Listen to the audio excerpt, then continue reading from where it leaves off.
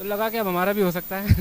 वो बहुत humble background से थे, हम भी एक हम्बल बैकग्राउंड से हैं, तो वहीं से एक मोटिवेशन मिला। जनरली मेरी पढ़ाई वहीं से हुई, मैंने कोई कोचिंग नहीं ली, खुद से ही तैयारी करी, पर ऑप्शनल की मैंने कोचिंग ली थी। हाँ, रियल इंटरव्यू में मेरे से उन हॉबीज़ पे पूछ लिया गया जो किसी भी मॉक में कवर नहीं किया गया। नमस्कार, मैं सूर्यांश यादव न्यूज़ 6 नेटवर्क पर एक बार फिर आपका स्वागत कर रहा हूं, खैर मकदम कर रहा हूं, अभिनंदन कर रहा हूं। हम यूपीएससी भवन के ठीक सामने हैं और इस समय यूपीएससी सीएससी एग्जामिनेशन के इंटरव्यूज चल रहे हैं, तो हम उन्हें कवर कर रहे हैं और लगातार ऐसी पर्सनैलिटीज़ की कहानी आप तक पहुंचा रहे हैं जिन्होंने बहुत संघर्ष के बाद, बड़ी शिद्दत के बाद ये यात्रा तय की है और आज वो इंटरव्यू वाले मुकाम पर हैं। एक और पर्सनैलिटी, एक और व्यक्तित्व तो हमारे साथ है, आइए उनके बारे में थोड़ा जान लेते हैं, थोड़ा समझ लेते हैं। सर, सबसे पहले इंटरव्यू के लिए बहुत बधाई आपको।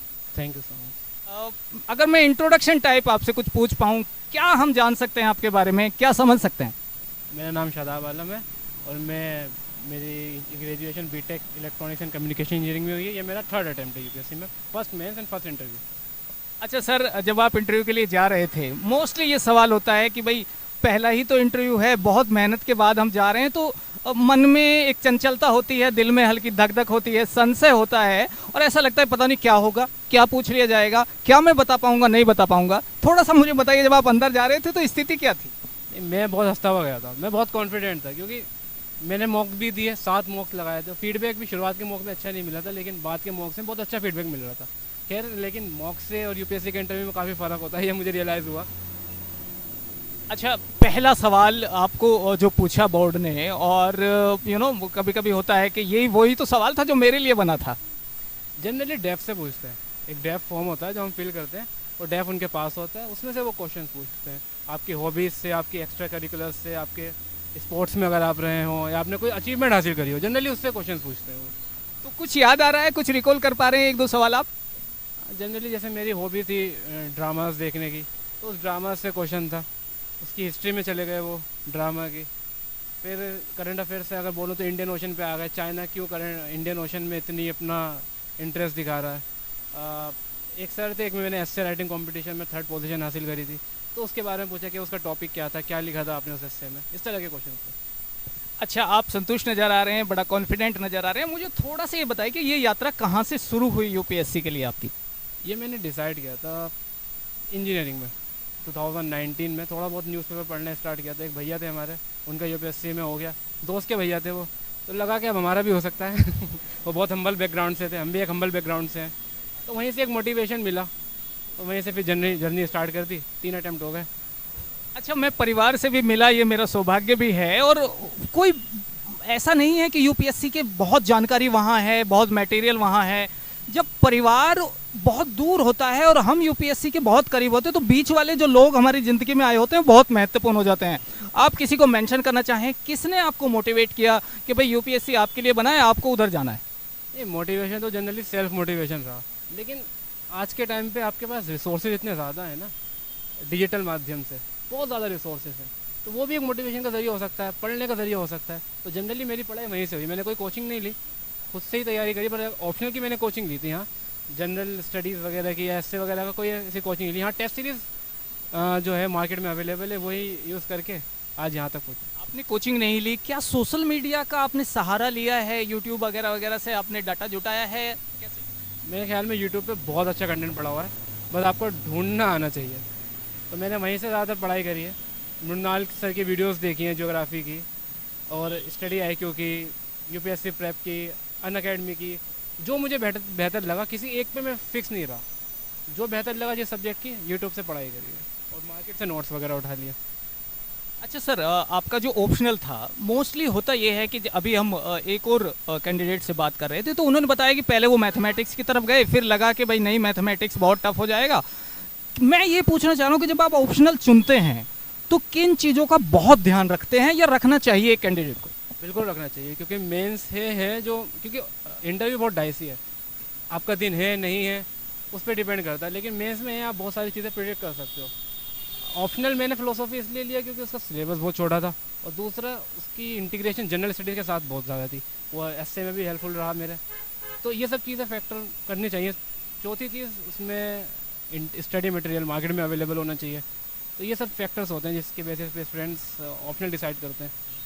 जब प्रीलिम्स में हमने एक दो बार ऐसा हुआ है कि मतलब सफलता के शायद बहुत करीब जाकर हम चूक गए हैं, तो कहाँ गलतियाँ हुई और कैसे आपने उन्हें सुधारा? देखिए, प्रीलिम्स का क्या है, जो भी एस्पिरेंट्स अभी प्रीलिम्स फिर आने वाला है, मेरे ख्याल में 60-65 दिन बचे हैं प्रीलिम्स के। तो प्रीलिम्स का है कि आप प्रीवियस ईयर क्वेश्चंस को बहुत अच्छे से करें, ठीक है, और स्टैटिक कंटेंट पे ज़्यादा ध्यान दें। ये नहीं कि आप एक सब्जेक्ट की 4-4 5-5 बुकें पढ़ रहे हैं, एक बुक पढ़े लेकिन बार बार पढ़िए उसको। तो प्रीलिम्स का यही मंत्र है।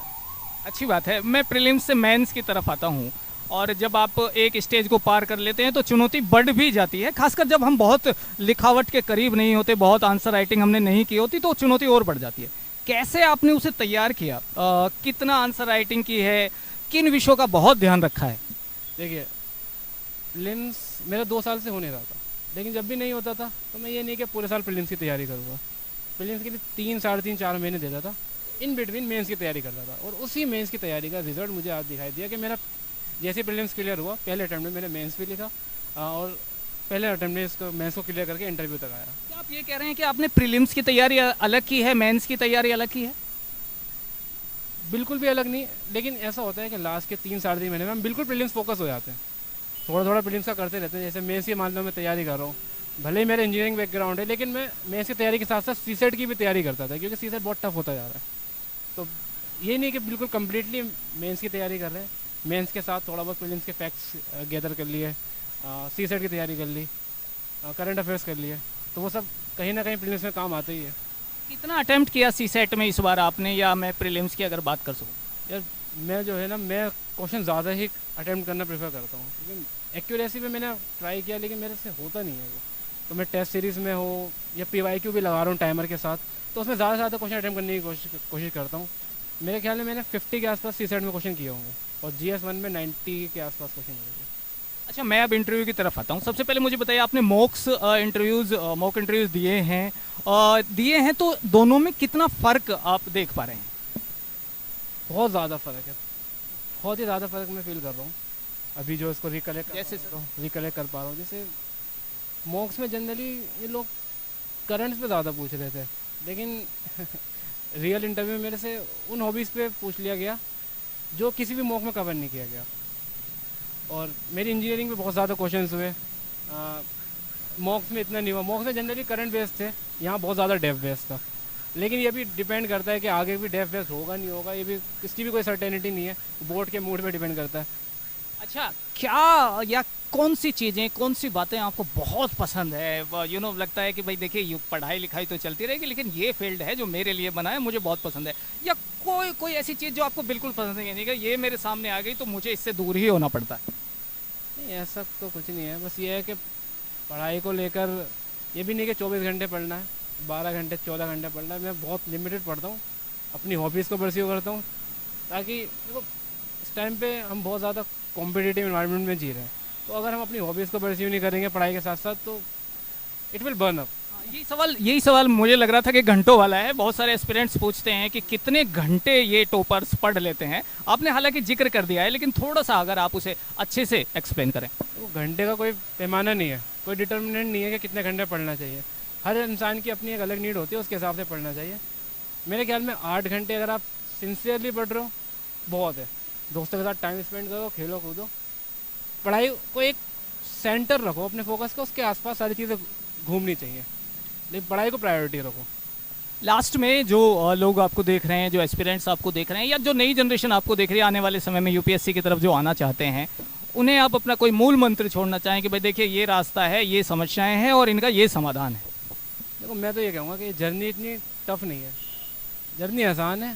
सही तरीके से मेहनत करनी है, ज़्यादा सोर्सेज के पीछे नहीं भागना, किसी के ऊपर ज़्यादा रिलाई नहीं करना कि इस कोचिंग के ऊपर, इस कोचिंग के ऊपर।